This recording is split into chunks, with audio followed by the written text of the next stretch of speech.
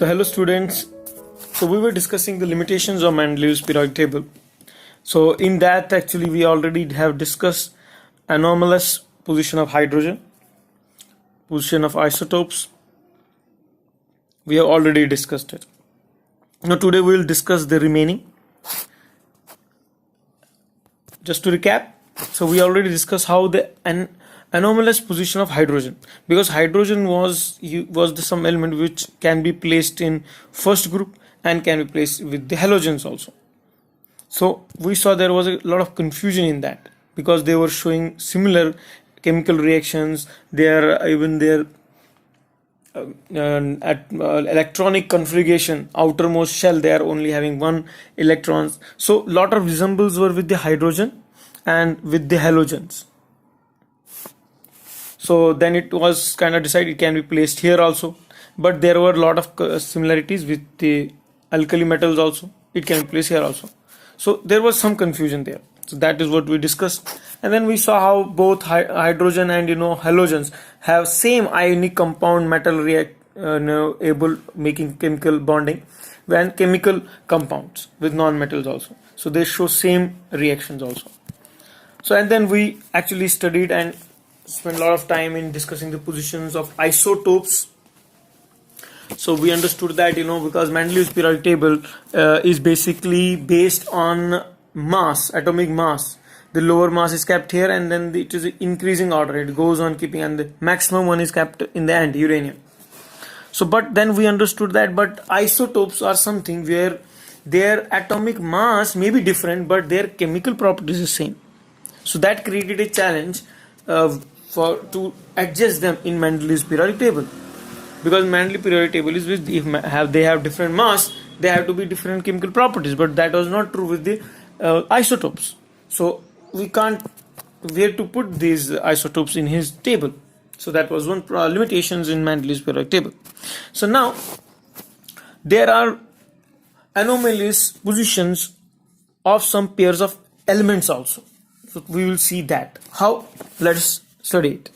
So although the elements in the Mendeleev period have been arranged on the basis of increasing atomic mass. This we know. How it is arranged, increasing atomic mass. But now we will see there are some elements which don't follow this law. They don't follow this law. They don't follow this law of increasing atomic mass. What are those elements? Let's see. Yet in some cases elements have arranged in the basis of similar properties. They are not following increasing atomic mass, but they are following the basic similar properties. So as a result, elements with higher atomic mass have been placed before the elements with lower atomic mass. So this rule has not been followed, which is the basis of Mendeleev's periodic table. So which are those elements? Let's see. So first is cobalt and nickel. If you see, these are two which they don't follow the increasing atomic mass law. If you see cobalt, its mass is what? 58.93, while as nickel is 58.71. So if you see, the nickel has less mass than copper. Still, nickel is placed after and cobalt is placed before. Did you got the point? You can see here, cobalt comes before the nickel, while as it should have come after the nickel. And not only this one example, but there is tellurium and iodine, which also does not follow this rule. We can see the tellurium and iodine also. If you see the tellurium, it is 127.60, and if you see the tellurium, which has the mass of 127.6. So they also are not following that increasing atomic mass. So you can see there tellurium, and this is iodine. Iodine should have come before the tellurium, but it comes after. So this was also one of the limitation, that anomalous position of some pair of electrons, because the basis of Mendeleev's period is increasing atomic mass, but they don't follow.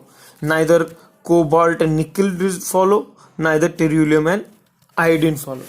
So these both did not follow this rule. So this was also one of the limitation. And then no resemblance of elements with subgroups. So this was the very big limitation. Generally all the subgroups should have resemblance, because you created these subgroups. Why?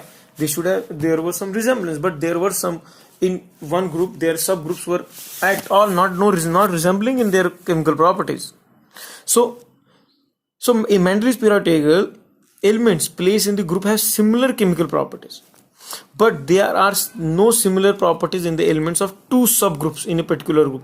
So for example, if you see this is lithium, potassium, calcium, rubidium, cesium, they are completely different from coin age metals, which is like copper, gold and aluminum. So they're different. This A and this B elements which come here in between, this is completely different properties with this, because if you see, sodium is highly reactive, potassium is highly reactive, rubidium is highly reactive, but if you see copper and silver and gold, they are not reactive, they don't react. So that's the reason we use gold jewelry, silver jewelries we use, because they don't react open with the oxygen, or they don't react with the water. While as if you see the sodium, if you put the piece of sodium in water, it immediately starts reaction. It may create a flame, which you can see, while as there is no such reaction with copper and gold. So that is one thing, no resemblance of elements within subgroup. And then different groups of similar elements.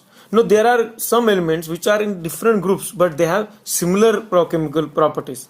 Like in some cases, the elements with similar properties have been placed in different groups. For example, copper and mercury, they have similar properties, have many similar properties, but copper has been placed in group 1A, and the mercury Hg has been placed in second group B section. Like you can see here, he is placed here and our Hg is placed here. So they are placed in different groups and in subgroups, but they have many similar properties. So this was also the limitation of Mendeleev's periodic table. And then uncertainty in prediction of the new elements. Like if you see in the Mendeleev's periodic table, the elements are arranged in increasing of the atomic mass, but the atomic mass do not increase in a regular manner. This is very important point. But the atomic mass does not regular manner में नहीं वो होता है, जिस इसका आज 1 है, उसका 3 है, फिर 5 है, फिर 7 है, ऐसा नहीं है, बहुत इरेगुलर है. 1 से लेकर 3 के बीच में पता नहीं कितने भी एलिमेंट्स आ सकते हैं, क्योंकि उनका मास कितना भी वेरी कर सकता है. तो इसलिए क्या प्रॉब्लम हो गया, further the difference of atomic masses between two successive is smaller, वो तो छोटा है among lighter elements, but are large among heavier elements. ये डिफरेंस ज्यादा नहीं था जो लाइटर एलिमेंट, जो लेकिन हैवियर एलिमेंट्स है उनमें ये डिफरेंस बहुत ज्यादा था. Therefore it is not possible to predict how many new elements could be discovered between two known element, specially among heavier elements. तो आप नहीं गेस कर सकते हो. बेशक यहाँ पे इन्होंने एक ही गैप छोड़ा था, लेकिन कितने भी आ सकते हैं उसके बीच में, क्योंकि ये भी हैवियर एलिमेंट्स है. जो लाइटर एलिमेंट्स के बीच में तो चलो पॉसिबिलिटी है ये सब गेस करने का, लेकिन जो हैवियर एलिमेंट्स के कितने भी आ सकते हैं. तो यहाँ पर भी उसका जो ये मेंडलीव्स एक लिमिटेशन देता है. तो हम एक बस रिकैप करते हैं, हमने अभी तक क्या क्या पढ़ा. तो बेसिकली हमने क्या पढ़ा बेटा, हमने टोटल 6 हैं लिमिटेशंस.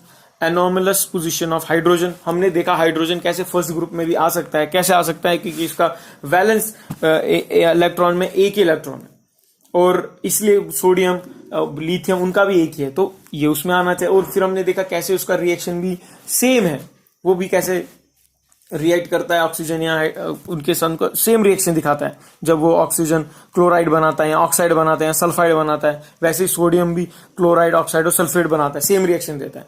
तो फिर मतलब हमने बोला तो इसीलिए तो मेंडलीव ने उसको ग्रुप 1 में ऐड किया था. लेकिन फिर हमने देखा नहीं, इसका कुछ प्रॉपर्टीज हेलोजेंस के साथ भी मिलती है जो ग्रुप 7 है, क्योंकि इसका उसका भी वो भी इलेक्ट्रॉन एक गेन करता है, हाइड्रोजन भी एक इलेक्ट्रॉन गेन कर सकता है और अपना डुप्लेट कंप्लीट करेगा, और हेलोजन सब अपना ऑक्टेट कंप्लीट करेंगे। और फिर हमने देखा कैसे वो आयनिक कंपाउंड और कोवेलेंट कंपाउंड्स के साथ सेम रिएक्शन दिखाते हैं।